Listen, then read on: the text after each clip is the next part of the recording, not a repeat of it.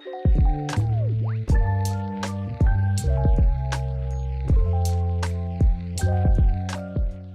2 of the NFL season is upon us. We've been through the first Thursday night, Friday night, Sunday, and also Monday night. We feel like we're fully into the NFL season. Luke Elder here on the Turf and Touchdowns podcast alongside Tom Collins, where we're going for the unwell vibe this week, Tom. I apologise if my voice cuts out, but we'll try and make it to the other side.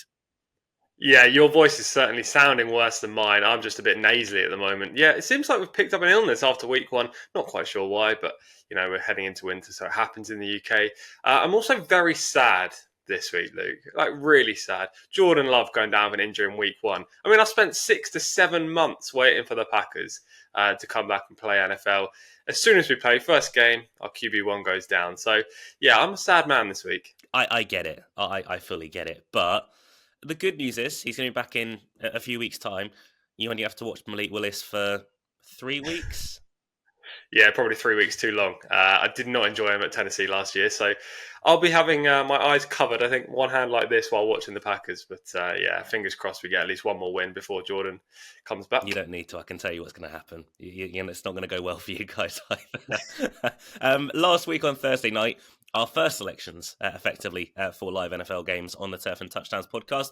Okay, we put up 5 selections. We got 3 winners, 2 for me, or 2 out of 3 for me, 1 out of 2 for yourself. So we did okay. Profit all round is what we're looking for. Yeah, exactly. It was a solid enough start considering we didn't really know 100% what to expect first game of the season and all between 2 fantastic sides. What was interesting was we landed both of our anytime touchdown plays with Pacheco and Henry, so that was a solid start in that regard. We kind of just fell short with me with the total points and you in a player prop, I believe. So we were very solid in week 1. Hopefully we can continue that into week 2 of Thursday Night Football. Yeah, I missed out on Pacheco over, I think, 61.5, which he wasn't far away from it. I hit with Lamar going over rushing yards, and Lamar went like over. I think it was 50.5. He was like 120 or so. He absolutely crushed it. Did Lamar Jackson. But we will look at this week on the NFL side of things. We've got a fantastic Thursday Night Football game to look forward to once again with the Buffalo Bills taking on the Miami Dolphins. Potential of some rain, but we will be monitoring that throughout the course of the week. The spread currently has the Dolphins as the 2-point favourites at the moment. Over-under is 49, and obviously the Dolphins favourite in the market, currently 27-20 on, if that makes any sense to you guys whatsoever. But the Dolphins, they were hit and miss in week 1. They looked okay at times, but they also went down early to the Jaguars. So maybe it's a whole getting to know you period for Miami. Yeah, exactly that. And this line was very interesting because I looked actually on Sunday night just before the primetime game, and they had this game up, but no other markets for the rest of week 2. And they had Miami as 2.5-point favourites. Then I checked it on Tuesday after the whole slate was done in week 1, and it was just 1-point favourites for Miami. So there was a big shift immediately in those 2 days. Now it's back out to 2-point favourites. I think that's probably accurate. These 2 teams, they showed resilience in week 1. They both produced come from behind victories, but neither were super impressive, were they? Now, Buffalo played the Cardinals, who are probably going to be okay this year, but Marvin Harrison, who was thought to be their main target, did virtually nothing. So it's hard to really know what the Bills beat. And then if you look at Miami, they were trailing to Jacksonville at home for the majority of that game, and just the offense wasn't firing, especially in the first half. And then they managed to produce something in the second half to turn it around, largely inspired yet again by Tyreek Hill. So it was impressive that they managed to win, both teams, in week 1, but also it's a little bit disappointing that we didn't see a little bit more from them. Therefore, I found it very difficult to really assess who's going to win this game, to be honest. If you like trends, and obviously I do, given I put up the Steelers to beat the Falcons last week, just purely based on trends, then you'd be with Buffalo here. Buffalo have won 11 out of the last 12 games against Miami. Like, that is a super strong trend heading towards Buffalo, and their long shots in this game, the underdogs. So look, I wouldn't be putting people off that, but it's just very hard to really comprehend what we're going to see from either of these offenses and defenses, to be fair. Yeah, Buffalo are a very different team now than they have been in the last few seasons, but they will meet again later on in the season, maybe in the postseason as well. But I think Miami might take a bit of beating in this spot.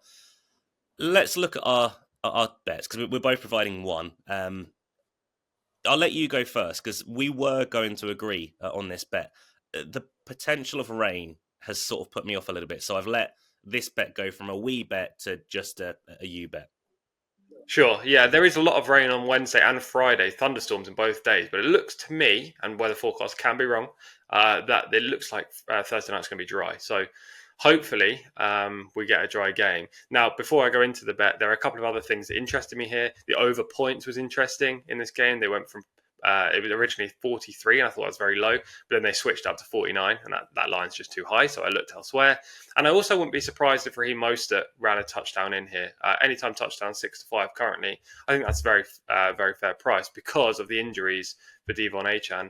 Now, I think Achane is currently listed as questionable at the time of filming, which is Wednesday morning in the UK. I don't know whether he's going to play or not. I've seen some rumours on Twitter that he could be out for the game, but then again, we really have no idea. Christian McCaffrey was supposed to be 100% playing for San Fran last week, and then he was inactive. So who knows on that regard. If Achane is out and the line doesn't move quickly, then have a look at Mostert for anytime touchdown. Nevertheless, all of that aside, we're getting to my actual bet. You just made Achane sound like one of the Dudley boys. Devon Achane. Who does that? Well, it's good. I have no idea. I quite like that. I'm not going to butcher this name, don't you worry. My only bet would be on Dalton Kincaid. A lot easier to say for someone like myself. The prop line for him is 44.5 receiving yards. Now, this line has fluctuated. Was 41.5, then went to 46.5, now 44.5. It could change by the time you're watching it, but anything around mid-40s, I think, is very lenient on what we can expect from him this week. It will be a proper bet for me, this. Sometimes when it comes to player props, I just have medium-sized to small bets because it's more of an interest rather than a confidence play. But this week, I'm confident that Dalton's going to get involved. If you don't know anything about Kincaid, he's a young star tight end, up and coming in the league, probably in the top 5 already, and soon to be even higher than that in terms of ranking in his position. And last year when he played Miami, they played twice, he caught 11 passes from 13 targets. So not only was he used often, but he managed to catch the ball on a regular basis too. That was for a total of 111 yards. So he averaged roughly 55 yards per game. That included 87 yards in one of the matchups. Now, he wasn't used at all in the offense in week 1 this year, which is why the line is so low. He only had 2 targets, 1 reception, and he just wasn't used. However, there is a big caveat to that. I watched back some of the footage on Twitter because people were basically worried about Kincaid moving forward from a fantasy perspective. And I watched some of the plays. He was literally triple covered on plays. It was ludicrous, Luke. Like, the defense of Arizona was trying to basically just stop Kincaid, and anyone else was single covered and had their chance to win one-on-one, and they weren't allowing Kincaid to do that. I'm not expecting that to be the case this week. They basically just avoided Kincaid from the plan, but he still ran 88% of routes. So he was there on the field at every time. They were using him as a red herring to take away the coverage from their other receivers. This week against Miami, it's not going to be like that. I expect him to get a minimum of 50 yards, probably a minimum of 4 to 5 receptions as well, and that should easily cover this player prop. So yeah, my one bet on Thursday Night Football this week is going to be Dalton Kincaid to get over 44.5 receiving yards. You know the Spider-Man meme where like they're both pointing at each other? Yeah, kind of that one, less creepy. That's from week 1. That's Mark Andrews looking at Dalton Kincaid because both of them were just absolutely smothered by defenders. Yeah, now here's a guy that is still reeling from playing Mark Andrews in his fantasy league. I can hear it in your voice, that and illness. But the difference between the two is that Mark Andrews has a young tight end backup in Isaiah Likely, who's a very good pass catcher, whereas Dalton Kincaid has Dawson Knox, who, okay, I don't want to do Knox any disservice, but he's not great, as a pass catcher. He's more of a blocker and, a backup rather than a star. So I think there's a slight difference between the two, but I fully get it. They both underperformed in week 1. I anticipate at least Kincaid to do a lot better this week. Yeah, fair enough. I think Kincaid will as well. I'm just hoping it doesn't rain. My player prop, I've got the one as well, is James Cook to go over 60.5 rushing yards. The Bills, I think they're a rushing team this year. They rushed in total for 130 yards in week 1. That was mainly James Cook. Obviously, Josh Allen chipped in as well, and he managed to vulture the 2 touchdowns.